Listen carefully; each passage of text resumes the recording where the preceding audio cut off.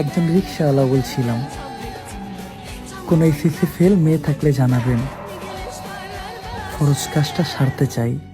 Wake up to reality. ও math থেকে doubt খেয়ে গেছে, কজ এইবারে ম্যাথ পরীক্ষাটা এত হার্ড ছিল, ট্রাস্ট মি, আমি নিজেও কিন্তু ম্যাথে অনেক ভালো স্টুডেন্ট ছিলাম।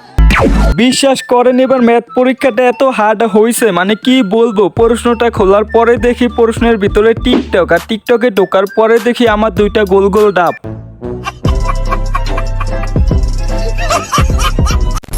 তোমরা কি জীবনে কেউ কোনোদিনও পরীক্ষায় ফেল করো নাই? সানজিদা দোষ কি? সবাই খালি ওর পিছেই পড়ে আছে।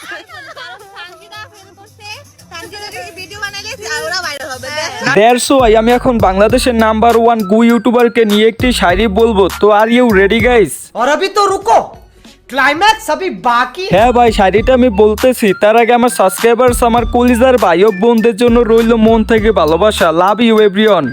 प्यारी समझ गई।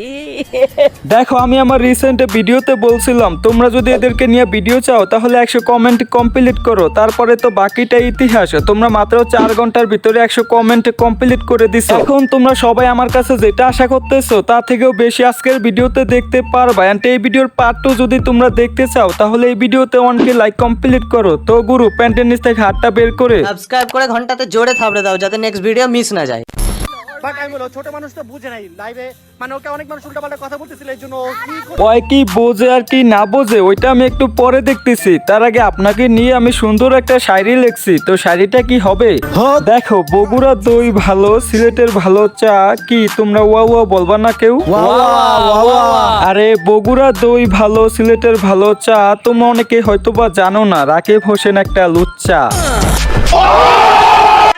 দেখো, রাকিব হোসেনের বিষয়টি আমি একটু পরে দেখতেছি। তার আগে ফিল করে ফিল করা চামড়া ব্যবসায়ী সানজিদা সিনিকদা লাইভে কি বলে ওইটা দেখি। এটা মেয়ে, যে মেয়েটা আমার রেজাল্টটা পাবলিক করছে, সে মেয়ে তো মানে আমার পিছে পড়ে থাকে। ওয়াও ম্যান, তোমার জন্য আমার তালি দেওয়া উচিত। হ্যাঁ, তালি তো এখন আমারও দিতে ইচ্ছা করে, কারণ এই ভিডিওর কমেন্টে একজন বলতেছে, বুঝলাম না এরা দুইজন কি বান্ধবী? ঠিক আছে, কারণ আমার মেয়ে পাস করলো, আমার মেয়ে ফেল করলো, আমার মেয়ে আর ভালো করলো, আমার মেয়ে খারাপ করলো, আমার মেয়ে। জাস্ট আপনারা কি করবেন, ও যেটা ভুল করবে ওটাই আপনারা শুধু দেখতে আসবেন, এটাই আপনাদের কাজ, আর কোনো ভালো কাজ নেই। যদি ভালো কিছু করে সেটা আপনারা ভালো বলতে, মানে কিছু মানুষ আছে ভালোটা বলতেই চায়। Look at this comment.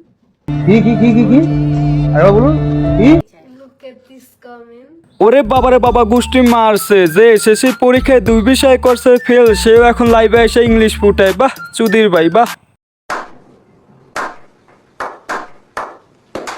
ভাই। বিশ্বাস করো আমি এর চেয়েও 1000 গুণ বেশি খুশি হইতাম যদি এই তালিটা আমি হাতে না দিয়ে ওর পুটকিতে দিতে পারতাম, আর তার থেকেও বেশি খুশি হইতাম যদি ওর সাথে ওর মার পুটকিতেও আমি এইভাবে তালি বাজাইতে পারতাম। হ্যাঁ ভাই, তোমরা একটা জিনিস ফিল করো, ধরো তোমার একটা ছোট ভাই পরীক্ষা দিচ্ছে, এখন ধরো সে পরীক্ষায় ফেল করছে, এটা নিয়ে সে ডিপ্রেশনে থাকবো, তোমারও মন খারাপ থাকবে, তুমি একটু ডিপ্রেশনে থাকবে। কিন্তু গাইস, তোমরা এই মহিলারে দেখো, তার মেয়ে এক্সামে ফেল করছে, তাও আবার 2 বিষয় না 3 বিষয়, তারপরেও সে লাইভে এসে প্রাউড ফিল করে, আবার আলহামদুলিল্লাহ বলে। আর আপু, তোমার রেজাল্টটা কি ছিল যে তুমি আমার রেজাল্টটা পাবলিক করছো? আচ্ছা, পাবলিক করতে ভালো কথা, আমি নিজেও রেজাল্টটা পাবলিক করতাম, আমার প্ল্যান ছিল। কজ আমি সবাইকে বলছি যে আমার লাইভ, আমি সবাইকে হচ্ছে এটা বলছি যে হচ্ছে আমার ব্লগ যে করছে, আমার পরীক্ষাটা আমি ব্লগ করছি, ইটস মিন অবশ্যই আমি আমার রেজাল্টটা পাবলিক করতাম, তাই না? দেখো ওই লাইভে যেই কথা বলছে, একটু পরে আমি একটা ভিডিও দেখাবো, ওইখানে অন্য কথা দেখতে পারবা। আর একটা জিনিস দেখছো, ওই লাইভের ভিতরে মাত্র বলছে ওই এক্সামের টাইমে ব্লগ ভিডিও বানাইছে আর টিকটক ভিডিও বানাইছে। এখন তোমাদের কাছে আমার একটা প্রশ্ন, তোমরা আমাকে বলো, যে মেয়ে এক্সামের সময় টিকটক ভিডিও বানায়, ব্লগ ভিডিও বানায়, সে আবার এক্সামে পাস করবো কিভাবে? সে তো ফেল করবে 100%। আর গাইস, এখানে আরেকটা কথা, যেখানে মা মেয়ে দুইজন একসাথে টিকটক করে, দুইজন একসাথে চামড়া ব্যবসা করে, এদেরকে আবার কেউ বলে শিক্ষার কথা, আবার কেউ বলে হালাল হারামের কথা। হালাল কাজ, হা হা হা, অবভিয়াসলি হালাল কাজ। আপনি কয়টা গান করেন? এখন আসি আপনার কথায়। না, উনি যে নাদিয়া আপু, নাদিয়া লাবণী, ওয়াও, আচ্ছা আপনি কয়টা গান করেন?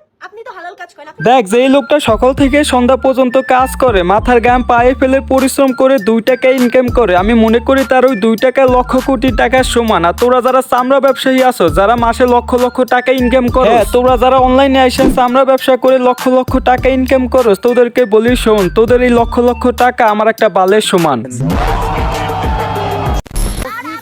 বলতাম না আমার রেজাল্টটা পাবলিক করা হয়েছে দেখে আমি বলছি। আচ্ছা যাই হোক, দেখো ওই তখন লাইভে বলছে ওই নিজেই নাকি রেজাল্টের কথা সবাইকে বলতো, আর এখন বলতেছে ওই মেয়েটার রেজাল্টটা পাবলিক করছে তার জন্য ওই লাইভে সেই কথাগুলো বলছে। আর যখনই ওই মেয়েটাও রেজাল্টটা পাবলিক করছে তারপরে ওই চাইছিল লাইভে এসে একটু সিম্পাতি নেওয়ার জন্য, সিম্পাতি ঠিকই নিছে কিন্তু মা মেয়ে দুইজনই লাইভে কট খাইছে।